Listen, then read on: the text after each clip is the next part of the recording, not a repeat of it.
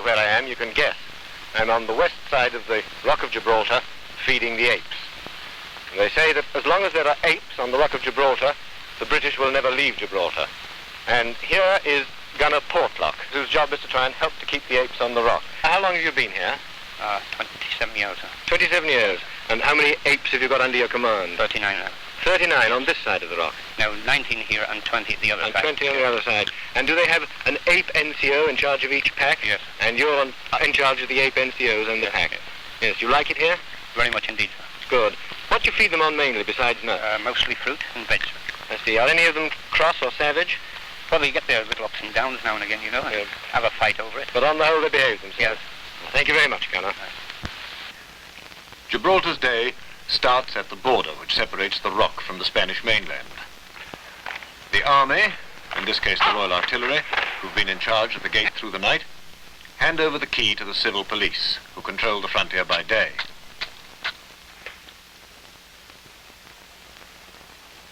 It's a brief ceremony.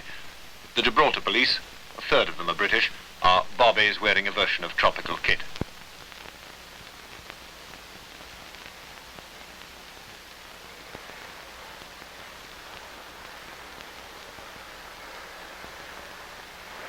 The Spanish police wear full uniform on the job.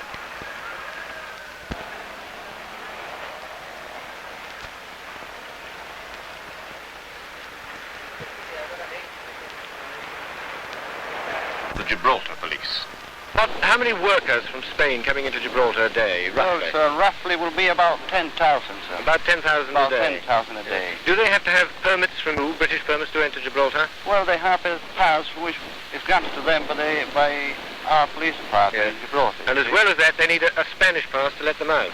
They also need a Spanish pass for the Spanish authorities, you see. And do you make any check to see that all who came in the morning go back at night and that none of them have been left behind? We do occasional checks, sir. Yeah. But this is not done every day. This is done fortnightly or so, you see. I see. You're a Gibraltarian yourself, Sergeant? I am, sir. My father is an Englishman. Yeah. Have you ever been to England? I haven't, sir. No, well, when you come, you must look us up. Goodbye, and thank you very much. Bye, sir. As soon as the gates are open, the stream of workers begins.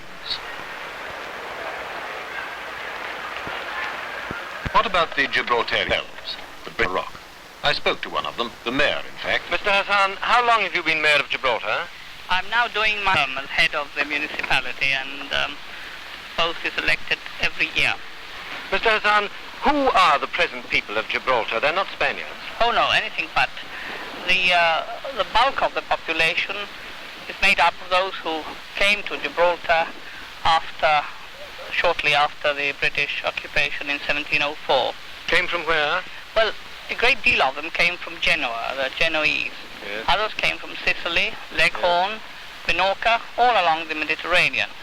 Together, of course, with a sprinkling of English people or Scotch people who've settled here and have had children and who have become Gibraltarians. Yes.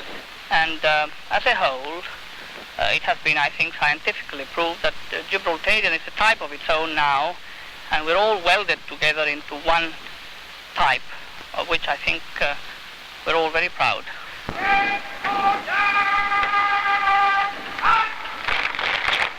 All the young men do 6 months compulsory training in the Gibraltar Defence Force. This morning, the twice-yearly passing out parade is being held at Buen Vista Barracks. From now on, they'll do 15 days training a year while they're of military age. But this is their big day. The best cadet of the intake is presented with a silver key.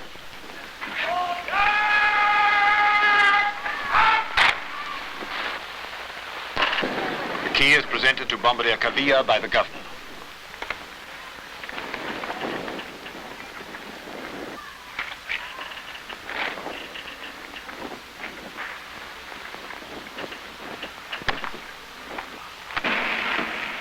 Now the march past to the band of the Royal Sussex, who've just taken over garrison duties here from the Seaforth Highlanders.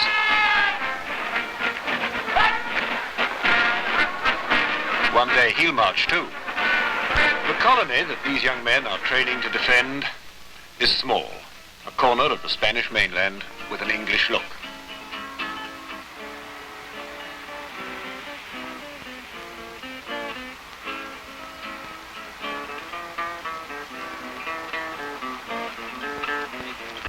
morning. Good morning. Are you doing your morning shopping I here? am.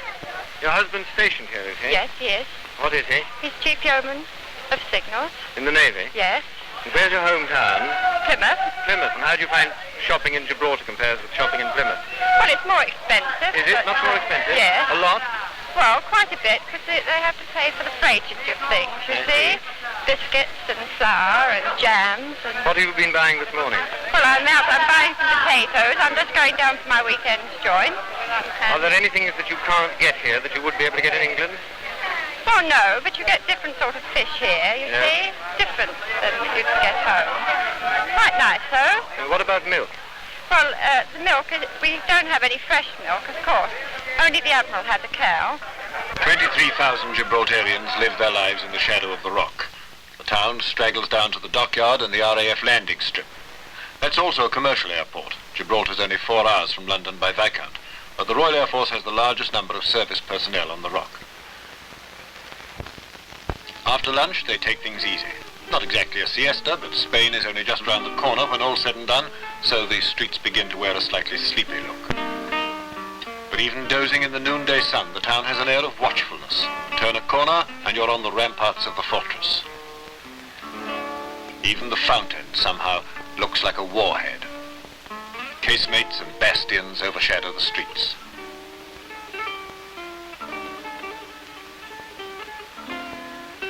The American Navy Memorial echoes the line of the fortifications. This is still the gateway to the Mediterranean. Down at the dockyard, I talked to the naval commander, Rear Admiral Foster Brown. Good evening, Admiral. I believe you're just about to sail for Cadiz in HMS Delight here. Yes, I'm going to call on the Captain General there, Admiral Bustamante. Tell me, sir, what do you think is the strategic importance of Gibraltar in wartime? Well, I think that to be able to close the gate of the Mediterranean is a very important thing in any war, naturally. Would you consider that you'd be able to stop surface craft and submarines from coming through in the case of war? Surface craft, certainly. Submarines, I would not guarantee 100%. But I personally wouldn't like to be in the submarine endeavoring to get through undetected. Looking down on the airstrip and the dockyard, I talked to the receptionist from our hotel. Her name was Angela. I noticed that there's a great shortage of water in the hotel. Why is that? Well, yes, there is. You see, there's the rain. It depends everything on the rain. We don't get rain here in summer, I see. and that's why there were no springs here in Gibraltar. That's a lovely view down there, isn't it? Yes, it is rather, but you get a much better one from up there. Do you? Oh, yes. Will you take me up and show me? Certainly, yes. She was quite right. From the top of the rock, nearly 1,400 feet high, you can see the lie of the land, and in particular the catchment areas for rainfall. As Angela said, Gibraltar's water supply depends mainly on rain, and they take care that every drop that falls finds its way into the underground reservoirs. And as you look north, there's Spain again. And that's Spain there, with the Spanish town of La Linea on the other side of the border. And the road from La Linea to Gibraltar runs across no man's land and across the airport here. It's about 10 minutes' walk from Gibraltar to La Linea.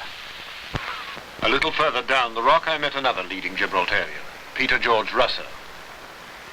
Mr. Russo, you're a member of the Legislative Council of Gibraltar. Yes, I am. Were you elected? No, Oh, how did you come to be on the council then? I'm a nominated member. I see there are both elected and nominated members. Yes, that's right. Who nominates the nominated one? The governor. The governor alone. Yes. And you as a nominated member, do you belong to a party? I do not. You don't belong to a party. You sit as an independent? I do. Now, how do you feel as a Gibraltarian about the link with the Commonwealth and allegiance to the Crown? Would you like to see Gibraltar become part of Spain? Certainly not. I think the same answer would be given by any Gibraltarian, whether it's to Spain or to any other country. If it were ever suggested that Gibraltar should be integrated within the United Kingdom in the way that's been suggested for Malta, would you like to see yourself as a member of Parliament for Gibraltar at Westminster?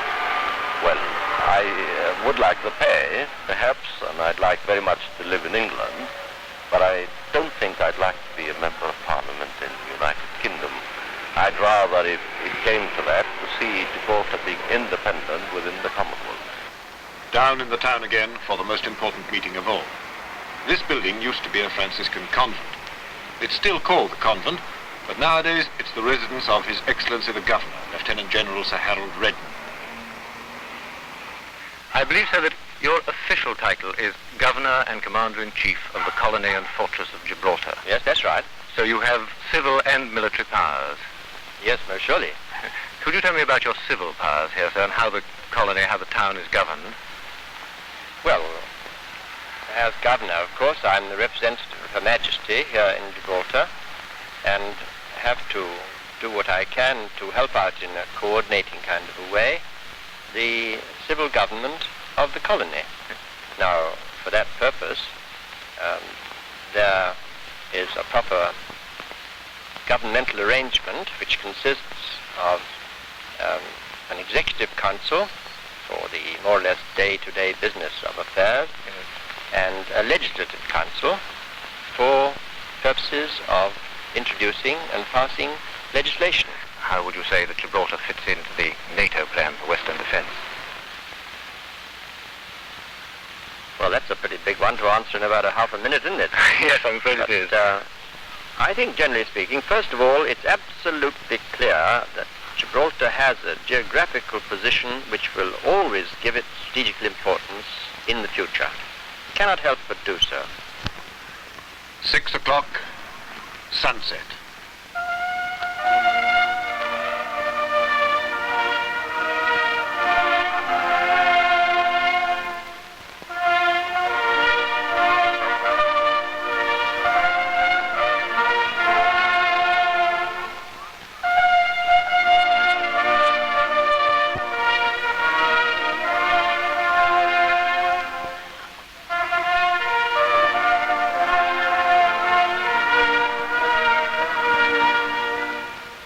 Once a month, sunset is followed by the ceremony of the keys, carried out with full military pomp, something akin to the ceremony of the keys at the Tower of London.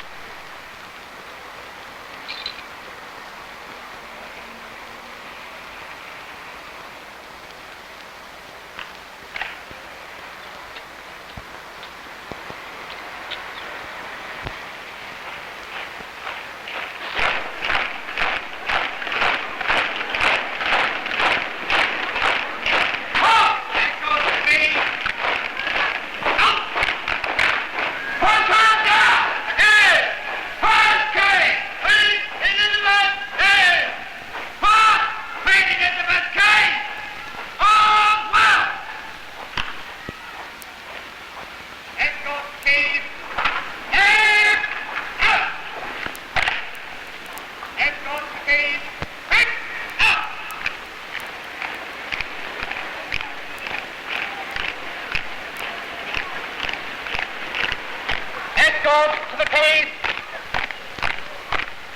Up! Escort to the keys. Right! Halt!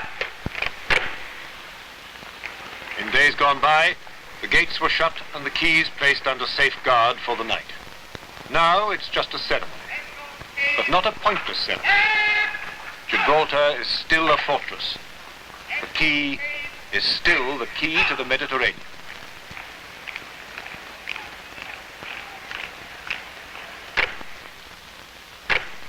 The frontier won't be closed until midnight. The Spanish workers go back to their town of La Linea. Another day on the rock is nearly over.